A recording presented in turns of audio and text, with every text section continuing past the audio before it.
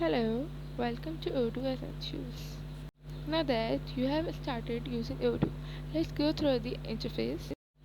This may seem a little bit complicated at first, but it remains the same through each app. So you will become familiar with it. After the next demonstration, working with Odoo will seem like child's play. Here, I am on my main dashboard. Here I will see all of the applications I have installed. On the top right corner, I also see a few other icons. I have this little clock icon which will show me all of my activities, and it will show me in each app which each of the activities are. Here I can see my late activities, my future and my today's activities which I have to be done. So here I am going to click on this conversations icon. Now here I can see all of my conversations. I can also see only my chats or the channels that I follow. I can also create a new message here from clicking on that button. The last icon we have up here is our personal name. Here we have a few options as well. So if I go to documentation, this will refer me to odoo.com documentation page. I can also contact Odoo support from this page. I have shortcut options and have the my profile, and I also have an option of and my database and my odoo.com dot subscription and the logout option. Now I'm gonna go ahead and select my preferences because I would like to change some of my information. It is taking a little bit time, and when it's open so I can choose my own language, my time zone and my email preferences. This is important if you would like to not receive emails from Odoo. But if you would like to handle everything inside of Odoo, I can just simplify select that option. As you see, I select the option handle in Odoo. As you can see here, I select the option handle in Odoo. Then after it, we go to the language, and you see there are two options, English US and the France. You'll select English US because it's your language. Then after it, go to the save button and then select it.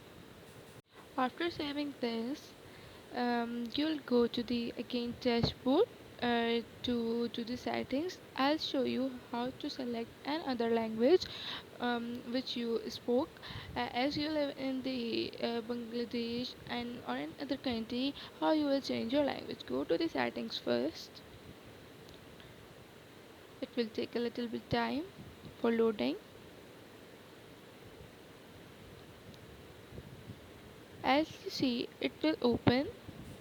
In the setting, you see the languages option, then select on the add language.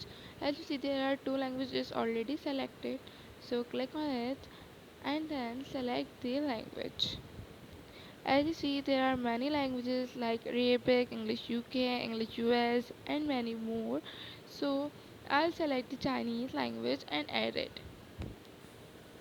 After adding it, you can see there's a close option. Now you can see here, it will take a time.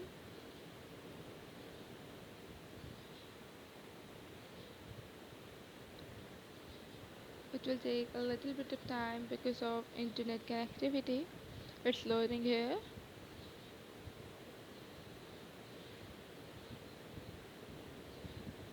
Now here you can see the three languages are added. Now again go to the dashboard and click on the select icon. Now the first thing I would like to point out here is that in every application, if you go to the top left corner, you will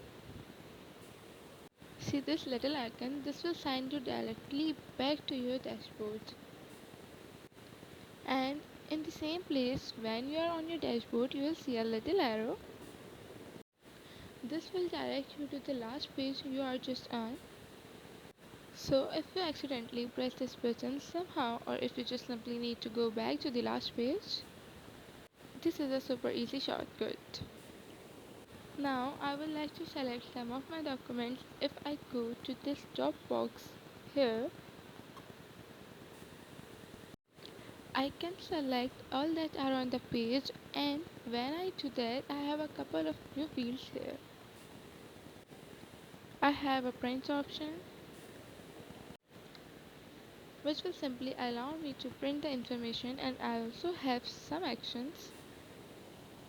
These are export, chilies, account revenue entry, create invoices, mark quotations, send a card, recovery email. This last one is important if you have online shop and you are using e-commerce. Now if I go to search bar, I see that I already have this automatic filter, which is my quotation.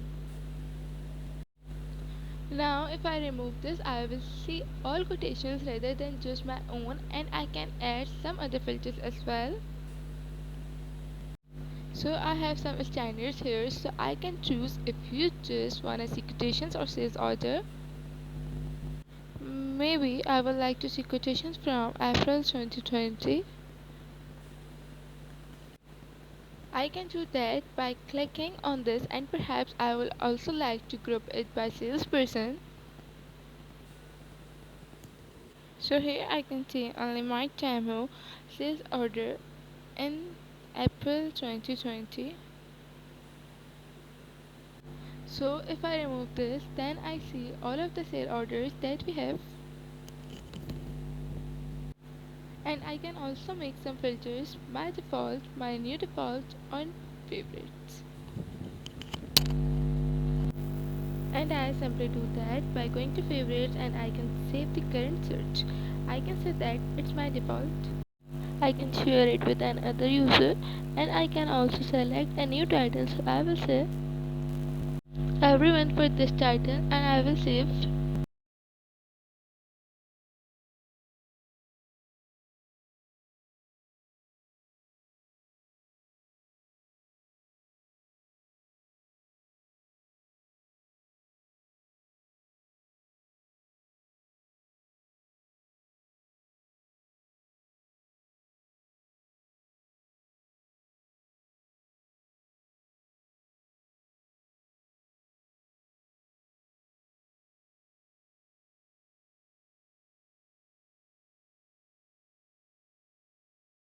In this filter option as well, you can add some custom filters. So perhaps you would like to search by abandoned carts or maybe a specific customer.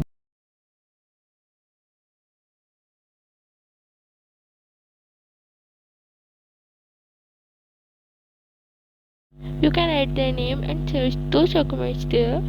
We can save it. Then after it, we also have some other views.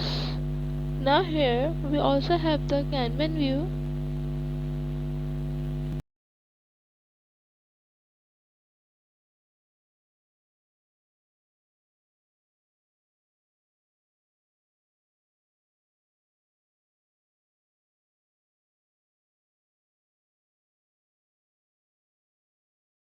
In Kanban view, where we can see different stages, and here the stages, the columns are actually just our sales people. And this is particularly cool because we can drag and drop the sales order here.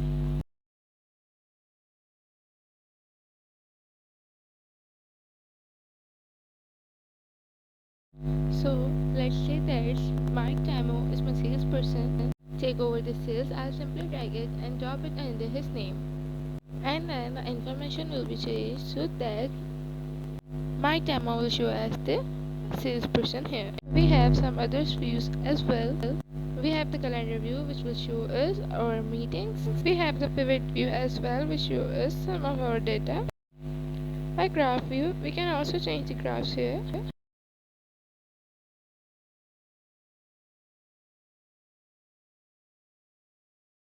This last view is our activity view now. This is a new in this version, and this is really neat because it will show us our activities on our different documents. So here I have 3 activities that are scheduled for sales order 4, sales order 7, and sales order 11.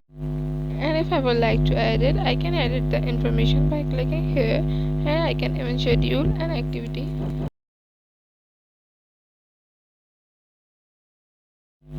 Now I am gonna go back to my Kanban view, and I'm gonna click on one of my sales order.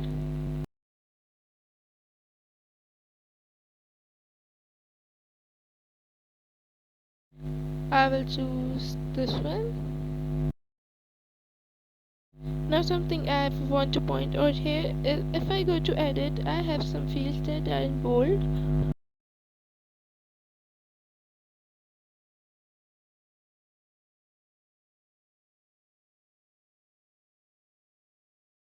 Like invoice address and delivery address that you see here. Now these are fields that are mandatory to have completed before you can save the document. If I delete this and I click save,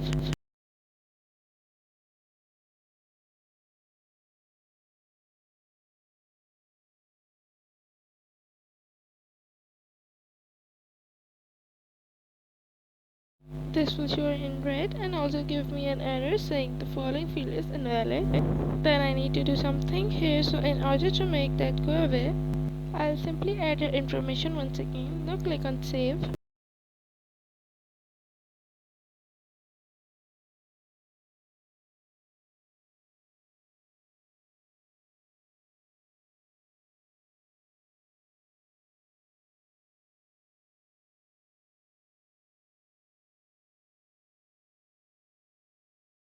And now everything is the way that it should be. Now in all of our documents we also have smart buttons, and for example in this case if I click on my customer, it will send me directly to the customer page.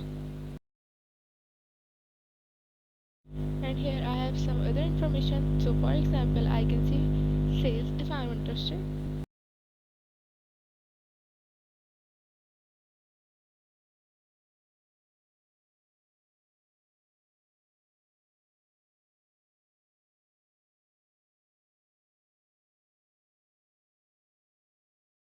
And I can go back to the sale order this way, or I can also use what we call the breadcrumbs at the top left here.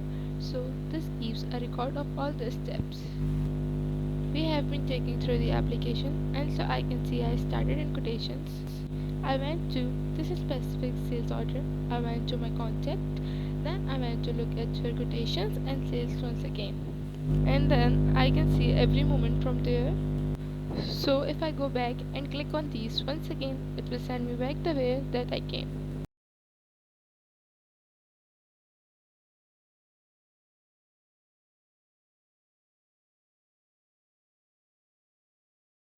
So let's say that I am on my contact page, but I don't need it to go back to her sales order. I can simply just go back to the quotations page. I can skip this, click on the first one, and I am back.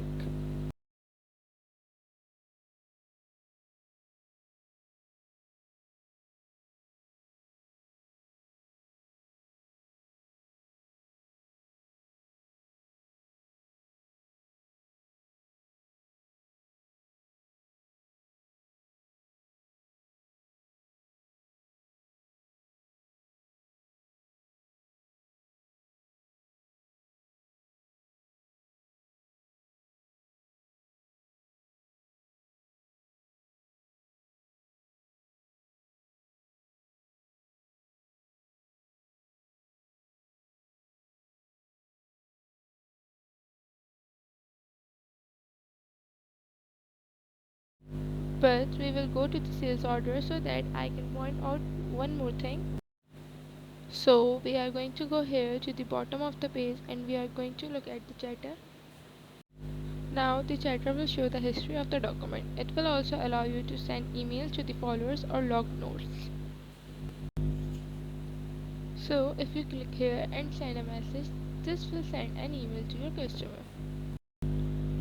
It may also send notifications or emails to other followers. That's for all this video. Thank you for watching.